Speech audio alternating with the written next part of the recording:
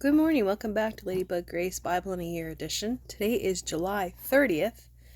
We're doing 2 Kings 13 and 14, Mark 7, and hopefully Psalm 27 will be on the end of this video. If not, it's already in the folder as of recording this. I did that first, and it's a beautiful message, so please go listen to it. It fits well within my life right now, and I'm sure you'll find some meaning in it too.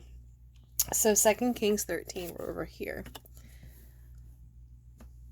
Jehoahaz, king of Israel. In the 23rd year of Joash, son of Ahaziah, king of Judah, Jehoahaz, son of Jehu, became king of Israel in Samaria, and he reigned 17 years. He did evil in the eyes of the Lord by following the sins of Jeroboam, son of Nebat, whom he had caused Israel to commit, and he did not turn away from them.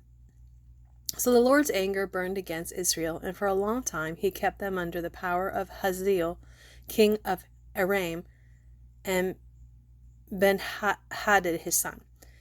Then Jehoahaz sought the Lord's favor, and the Lord listened to him, for he saw how severely the king of Aram was oppressing Israel. The Lord provided deliverer for Israel, and they escaped from the power of Aram. So the Israelites lived in their own homes as they had before. But they did not turn away from the sins of the house of Jeroboam, which he had caused Israel to commit. They continued in them. Also the Asherah pole remained standing in Samaria. Nothing had been left of the army of Jehoahaz except 50 horsemen, 10 chariots, and 10,000 foot soldiers. For the king of Aram had destroyed the rest and made them like the dust of threshing time. As for other events of the reign of Jehoahaz, all he did and his achievements, are they not written in the book of the annals of the king of Israel? Jehoahaz rested with his ancestors and was buried in Samaria. And Jehoash his son succeeded him as king. Jehoash, king of Israel. And the 37th year of Joash, king of Judah, Jehoash, son of Jehoahaz, became king of Israel in Samaria, and he reigned 16 years. He did evil in the eyes of the Lord, and did not turn away from any of the sins of Jeroboam, son of Nebat, which he had caused Israel to commit. He continued in them. As for the other events of the reign of Jehoash, all he did and his achievements, including his war against Amaziah, king of Judah, are they not written in the book of the annals of the kings of Israel? Jehoash rested with his ancestors, and Jeroboam succeeded him on the throne. Jehoash was buried in Samaria, and the kings of Israel. Now Elisha had been suffering from illness, from which he died. Jehoash, king of Israel, went down to see him and wept over him. My father, he cried, the chariots and horsemen of Israel. Elisha said, Get a bow and some arrows, and he did so. Take the bow in your hands, he said to the king of Israel. When he had taken it, Elisha put his hands on the king's hands. Open the east window, he said, and he opened it. Shoot, Elisha said, and he shot. The Lord's arrow of victory, the arrow of victory over Aram, Elisha declared. You will completely destroy the Arameans of Aphek. Then he said, Take the arrows. The king took them. Elisha told him, Strike the ground. He struck it 3 times and stopped. The man of God was angry with him and said, You should have struck the ground 5 or 6 times. Then you would have defeated Aram and completely destroyed it. But now you will defeat it only 3 times. Elisha died and was buried. Now Moabite raiders used to enter the country every spring. Once while some Israelites were burying a man, suddenly they saw a band of raiders, so they threw the man's body into Elisha's tomb. When the body touched Elisha's bones, the man came to life and stood up on his feet. Hazael, king of Aram, oppressed Israel throughout the reign of Jehoahaz. But the Lord was gracious to them, and had compassion and showed concern for them because of his covenant with Abraham, Isaac, and Jacob. To this day he had been unwilling to destroy them, or banish them from his presence. Hazael, king of Aram, died, and Ben-Hadad his son succeeded him as king. Then Jehoash, son of Jehoahaz, recaptured from Ben-Hadad, son of Hazael, the towns he had taken to battle from his father Jehoahaz. 3 times Jehoash defeated him, and so he recovered the Israelite towns. Chapter 14. Amaziah, king of Judah. In the 2nd year of Jehoash, son of Jehoahaz, king of Israel, Amaziah, son of Joash, king of Judah, began to reign. He was 25 years old when he became king, and he reigned in Jerusalem 29 years. His mother's name was Jehoaddan. She was from Jerusalem. He did what was right in the eyes of the Lord, but not as his father David had done. In everything he followed the example of his father Joash. The high places, however, were not removed. The people continued to offer sacrifices and burn incense there. After the kingdom was firmly in his grasp, he executed the officials who had murdered his father the king. Yet he did not put the children of the assassins to death in accordance with what was written in the book of the law of Moses, where the Lord commanded, "Parents are not to be put to death for their children, nor children be put to death for their parents. Each will die for their own sins." He was the one who defeated 10,000 Edomites in the Valley of Salt and captured Selah in battle, calling it Joktheel, the name it has to this day. Then Amaziah sent messengers to Jehoash, son of Jehoahaz, the son of Jehu, king of Israel, with the challenge, "Come, let us face each other in battle." But Jehoash, king of Israel, replied to Amaziah, king of Judah, "A thistle in Lebanon sent a message to a cedar in Lebanon. Give your daughter to my son in marriage." Then a wild beast in Lebanon came along and trampled the thistle underfoot. You have indeed defeated Edom, and now you are arrogant. Glory in your victory, but stay at home. Why ask for trouble and cause your own downfall and that of Judah also? Amaziah, however, would not listen. So Jehoash, king of Israel, attacked. He and Amaziah, king of Judah, faced each other at Beth Shemesh in Judah. Judah was routed by Israel, and every man fled to his home. Jehoash, king of Israel, captured Amaziah, king of Judah, the son of Joash, the son of Ahaziah, at Beth Shemesh. Then Jehoash went to Jerusalem and broke down the wall of Jerusalem from the Ephraim gate to the corner gate, a section about 400 cubits long. He took all the gold and silver and all the articles found in the temple of the Lord and in the treasuries of the royal palace. He also took hostages and returned to Samaria. As for the other events of the reign of Jehoash, what he did and his achievements, including his war against Amaziah, king of Judah, are they not written in the books of the annals of the king of Israel? Jehoash rested with his ancestors and was buried in Samaria with the kings of Israel, and Jeroboam his son succeeded him as king. Amaziah, son of Joash, king of Judah, lived for 15 years after the death of Jehoash, son of Jehoahaz, king of Israel. As for the other events of Amaziah's reign, are they not written in the book of the annals of the kings of Judah? They conspired against him in Jerusalem, and he fled in Lachish, but they sent men after him in Lachish and killed him there. He was brought back by horse and was buried in Jerusalem with his ancestors in the city of David. Then all the people of Judah took Azariah, who was 16 years old, and made him king in place of his father Amariah. He was the one who rebuilt Elath and restored it to Judah after Amaziah rested with his ancestors. Jeroboam II, king of Israel. 15th year of Amaziah, son of Joash, king of Judah, Jeroboam, son of Jehoash, king of Israel, became king in Samaria, and he reigned 41 years. He did evil in the eyes of the Lord, and did not turn away from any of the sins of Jeroboam, son of Nebat, which he caused Israel to commit. He was the one who restored the boundaries of Israel from Lebo Hamath to the Dead Sea, in accordance with the word of the Lord, the God of Israel, spoken through his servant Jonah, son of Amittai, the prophet from Gath Hepher. The Lord had seen how bitter everyone in Israel, whether slave or free, was suffering.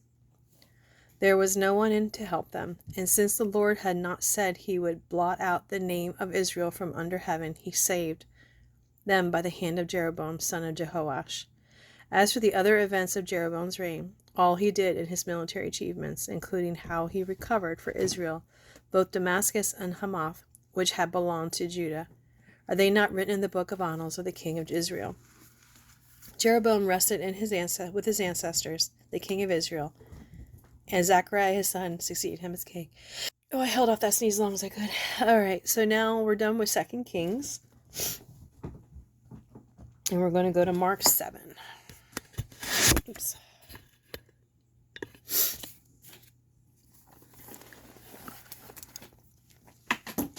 Drop my pen. Oh, come on. Dropping everything. Mark 7. Jesus teaches about inner purity. The Pharisees and some of the teachers of the law had come from Jerusalem, gathering around Jesus. The Pharisees around Jesus, and saw some of the disciples eating food with hands that were defiled, that is, unwashed. The Pharisees and all the Jews do not eat unless they give their hands a ceremonial washing, holding to the tradition of the elders. When they come from the marketplace, they do not eat unless they wash, and they observe many other traditions, such as washing of cups, pitchers, and kettles. So the Pharisees and the teachers of the law asked Jesus, "Why don't your disciples live according to the tradition of the elders, instead of eating their food with defiled hands?" He replied, "Isaiah was right when he prophesied about two hypocrites. As it is written, 'These people honor me with their lips, but their hearts are far from me. They worship me in vain. Their teachings are merely human rules.' You have let go of the commands of God and are holding on to human traditions." And he continued, "You have a fine way of setting aside the commands of God in order to observe your own traditions. For Moses said, 'Honor your father and mother,' and anyone who curses their father or mother is to be put to death. But you say that if anyone declares that what might have been used to help their father or mother in Korban, that is devoted to God, then you would no longer let them do anything for their father or mother. Thus you nullify the word of God by your tradition that you have handed down, and you do many things like that." Again, Jesus called the crowd to him and said, "Listen to me, everyone, and understand this. Nothing outside a person can defile them by going into them. Rather, it is what comes out of a person that defiles them." After he had left the crowd and entered the house, his disciples asked him about this parable. "Are you so dull," he asked, "that don't you see that nothing that enters a person from the outside can defile them? For it doesn't go into their heart, but into their stomach, and then out of the body." In saying this, Jesus declared all foods clean. He went on, "What comes out of a person is what defiles them. For it is from within, out of a person's heart, that evil thoughts come: sexual immorality, theft, murder, adultery, greed, malice, deceit, lewdness, envy, slander, arrogance, and folly. All these evils come from inside and defile a person." Jesus' ministry beyond Galilee. Jesus sends a demon out of a girl. Jesus left that place and went to the vicinity of Tyre. He entered a house and did not want anyone to know it, yet he could not keep his presence secret. In fact, as soon as she heard about him, a woman whose little daughter was possessed by a pure spirit came and fell at his feet. The woman was a Greek, born in Syrian Phoenicia. She begged Jesus to drive the demon out of her daughter. "First let the children eat all they want," he told her, "for it is not right to take the children's bread and toss it to the dogs." "Lord," she replied, "even the dogs on the table eat the children's crumbs." Then he told her, "For such a reply, you may go home. You may go, the demons has left your daughter." She went home and found her child laying on the bed and the demons gone. Jesus heals many people. Then Jesus left the vicinity of Tyre and went through Sidon, down to the Sea of Galilee, and into the region of Decapolis. There some people brought to him a man who was deaf and could hardly talk. They begged Jesus to place his hand on him. After he took him aside, away from the crowd, Jesus put his fingers into the man's ears. Then he spit and touched the man's tongue. He looked up to heaven with a deep sigh, said to him, Ephphatha,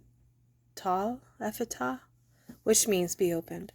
At this, the man's ears were open, his tongue was loosened, and he began to speak plainly. Jesus commanded them not to tell anyone, but the more he did so, the more they kept talking about it. People were overwhelmed with amazement. "He has done everything well," they said. "He even makes the deaf hear and the mute speak." And I'm going to add on Psalm 27 to today's video. And have a great day, everybody.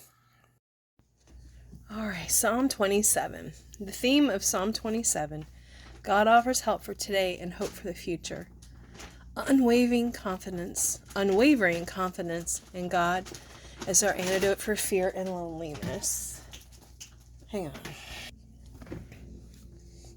The Lord is my light and my salvation. Whom shall I fear? The Lord is my stronghold of my life. Of whom shall I be afraid? When the wicked advance against me to devour me, it is my enemies that my foes who will stumble and fall. Though an army besieges me, my heart will not fear.